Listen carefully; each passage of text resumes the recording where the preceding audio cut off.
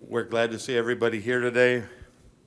My name is Charlie Meier. I serve as the Assistant Republican Leader and State Representative. I represent the 109th District, which includes portions of Bond, Clinton, Madison, and St. Clair and Washington counties. Today I'm joined by Clinton County Sheriff Dan Travis, Aveston Police Chief Mike Cool, and Peggy Strong, the mother of Marjorie, a former CILA resident who is now thriving at Murray Center. We are here today to share some of our concerns about the safety at community integrated living arrangements, CILAs, otherwise called group homes. You will hear from my local law enforcement discuss the number of 911 calls they receive at CILAs, and from a parent that had her daughter living in a CILA that essentially was put there to die. I now will introduce you to Dan Travis. Thank you, Charlie. Charlie, the windscreen fell off that microphone down there. Thank you. Thank you. Good morning. As Charlie said, I'm Dan Travis. I'm the Sheriff of Clinton County. I am in charge of the 911 telecommunications center that handles all the fire, EMS, and police calls to all these CILA homes. We have noticed a large uptick in problems out of the CILA homes recently, within the last few years rather. We've noticed certain homes are more prone to many more calls for service and more serious types of calls, whether it be sexual assaults, residents that have left, that are walking through the community, going into people's homes, things of that nature. We've noticed more issues with inadequate staffing and staffing that's not trained. We've also noticed blatant disregard to the needs of the residents in general, whether it be their medical needs or anything of that nature. We also, in my county, is the Murray Center.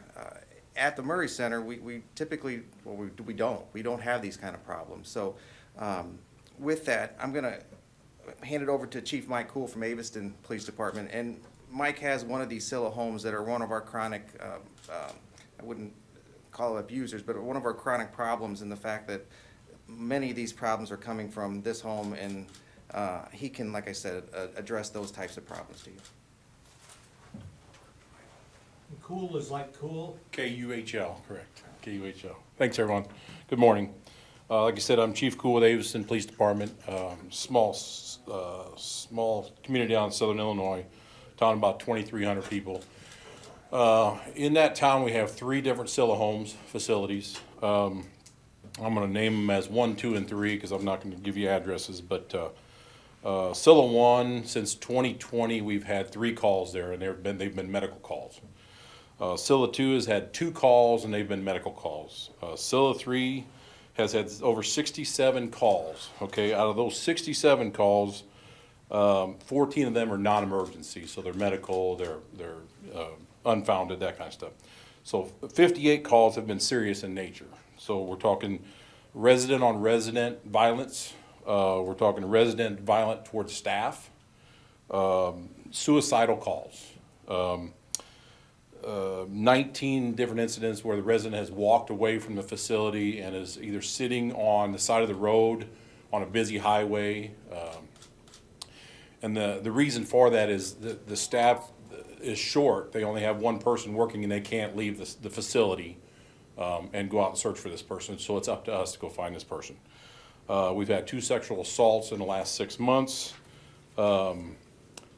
Since we've scheduled this press conference, we've had an incident there, 2 residents in the front yard fighting.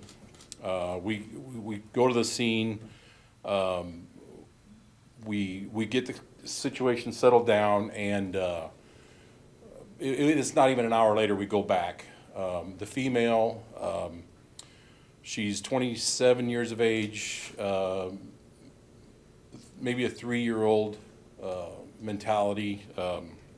That's the right words. She has since punched the light fixtures and drywall, and she's in need of medical attention. We call the EMS. She's terrified of ambulances and fire trucks and so forth. So I transport her by squad car. My detective came in on his day off for this.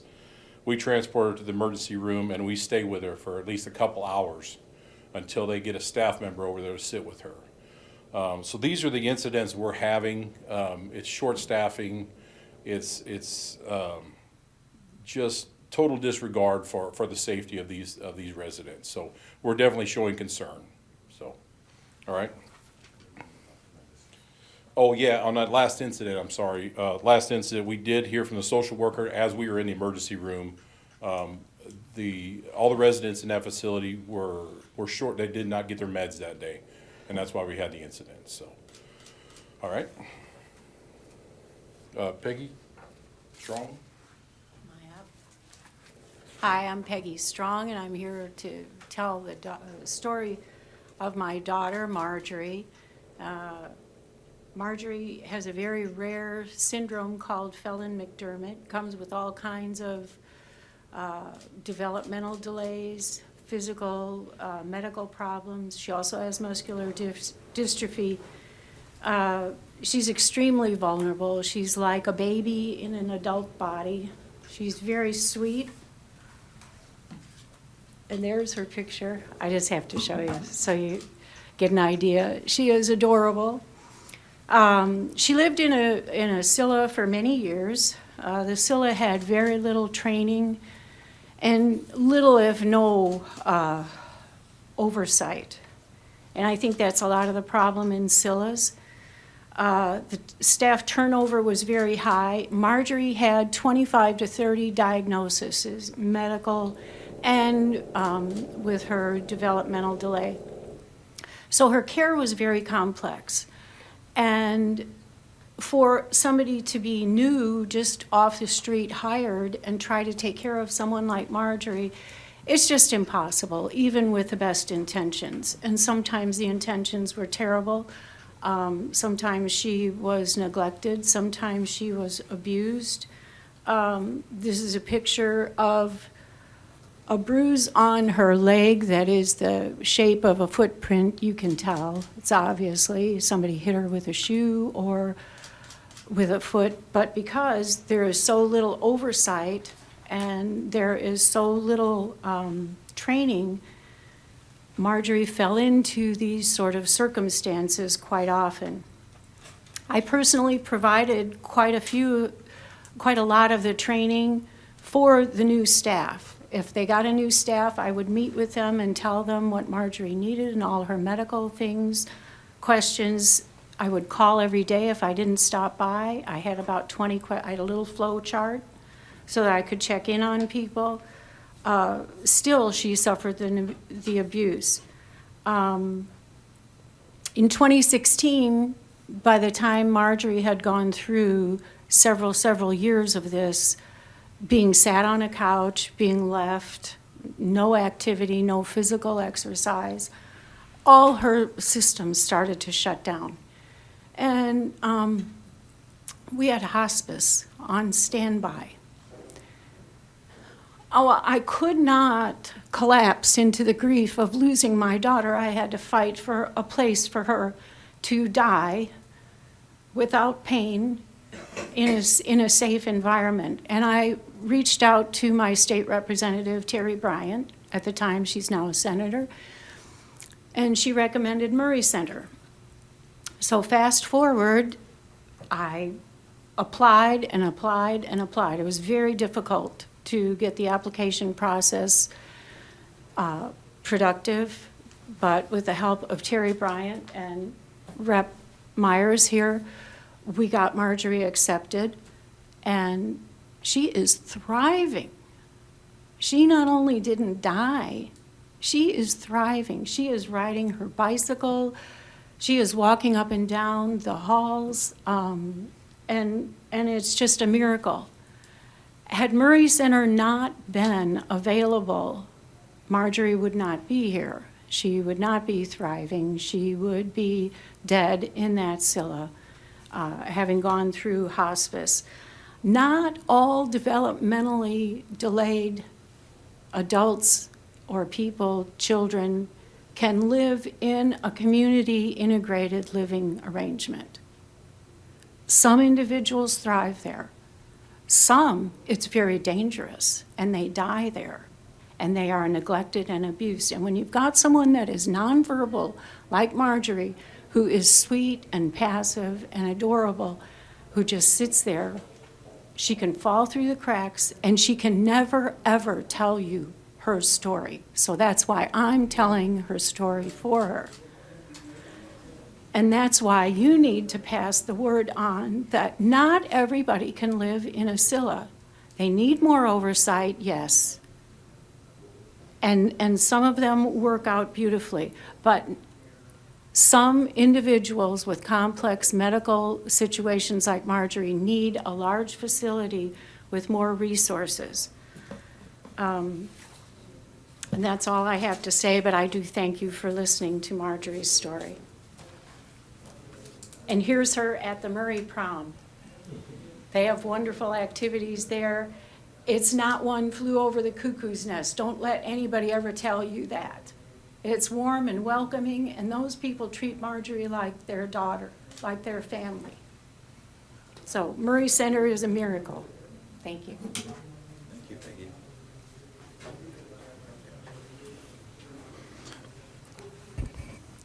Now that you've heard from our first responders about the incidents of rape, sexual abuse, the neglect of residents, and even starvations that we can document in the state of Illinois that have taken place in CILA's group homes, and you've heard from Marjorie's mom, and she's not lying, her daughter is a sweetheart.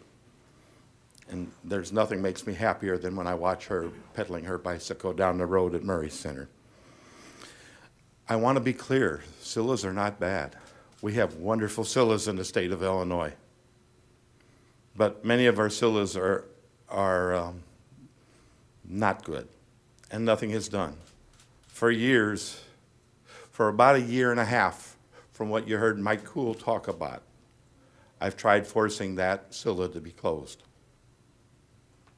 That rape, that sexual assault, the incident happened last week, none of that would have happened if somebody in DHS would have listened to us. With that being said, I'm optimistic that tomorrow morning I will hopefully be able to pass 3 bills out of Human Services Committee to address and help protect residents of CILAs and of SODCs. They're House Bill 1298, 2998, and 3545. House Bill 1298 requires the Department of Human Services to establish a system of site inspections. Once again, I want to say unannounced. Right now, once every 3 years, CILAs are inspected. I ask that ARC and Equip for Equality come in and help. This is their specialty. They receive state funds. They are supposed to be an advocacy group for the state of Illinois and do unannounced inspections. Most CILAs will tell you that, oh, we got to get cleaned up. They're coming to inspect us in a week and a half. So what is this going to show if we don't have unannounced inspections to try to help find the abuse going on? You would notice the starvation going on.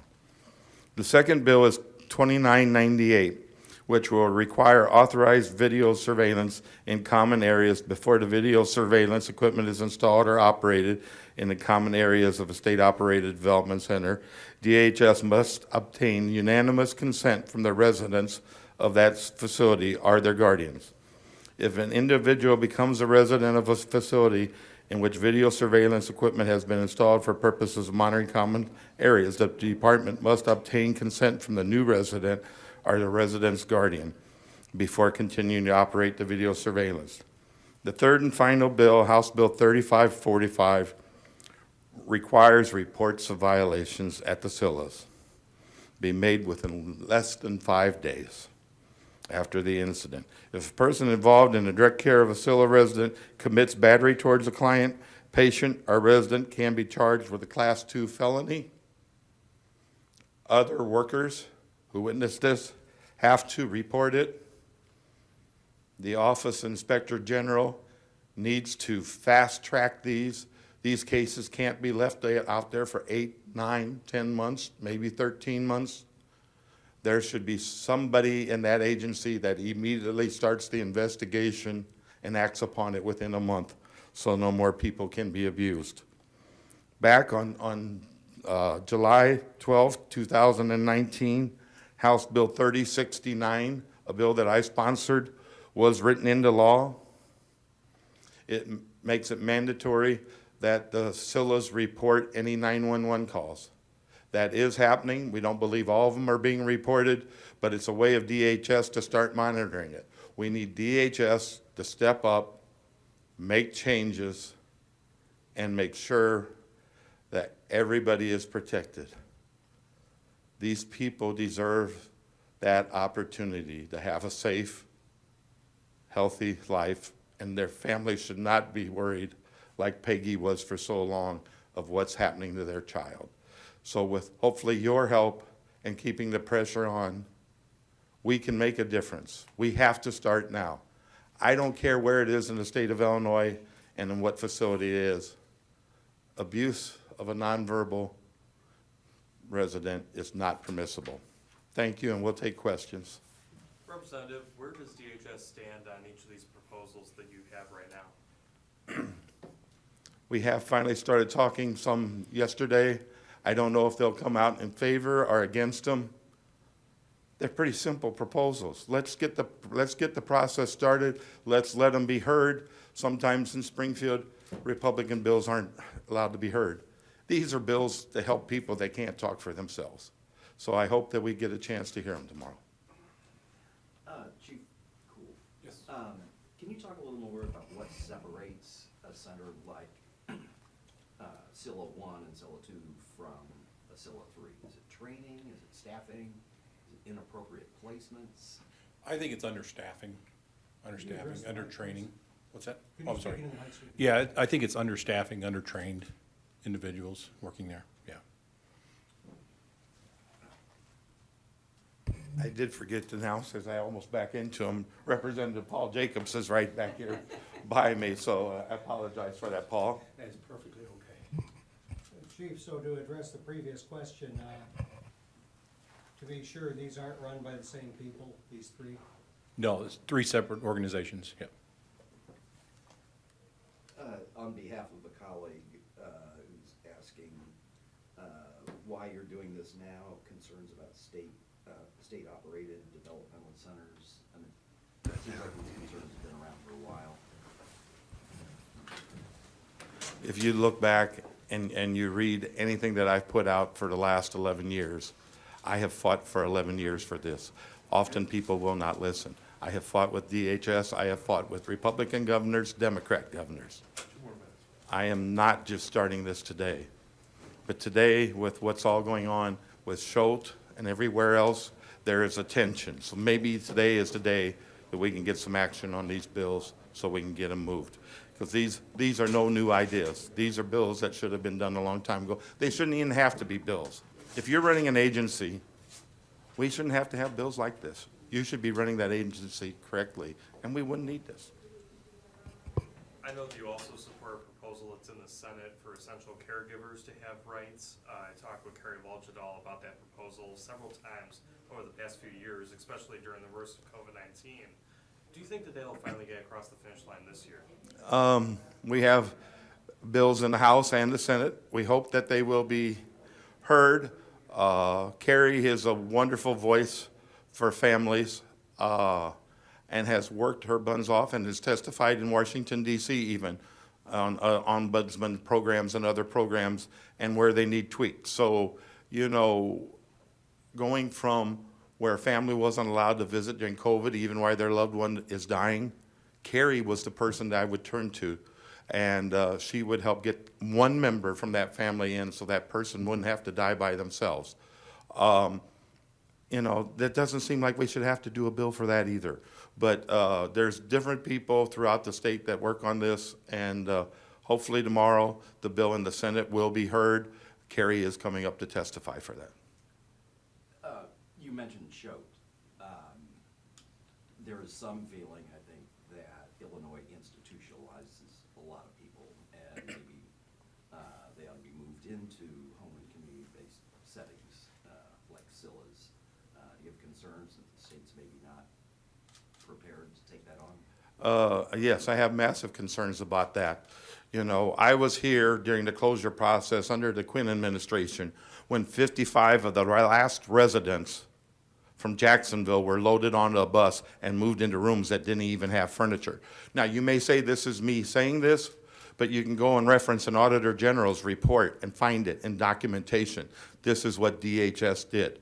They took a folder when they were closing that, and you stood in a room and they had the folder, and resident 23-7, this is their file. This is what's wrong with them. How much will you charge to take care of this resident? Will anybody do it for less than 150? No. Will anybody do it for less than 200? This cannot be. If Schultz is closing or reducing, you cannot sell residents like you're in a cattle auction. They need to have the care.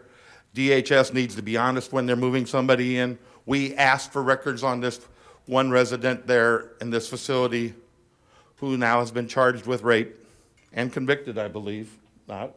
Unfit for trial. Unfit for trial. Should never have happened. If somebody would have been watching him, and if that facility would have been notified, and we asked to see if he had ever had this problem anywhere else, they would not tell the police chief, they would not tell me. We sat on that phone conversation together with them. And that's been 6 months ago. We still don't know if he ever did this before. We believe so, but we don't know so. All right, thanks, everyone. Thank you. Thank you.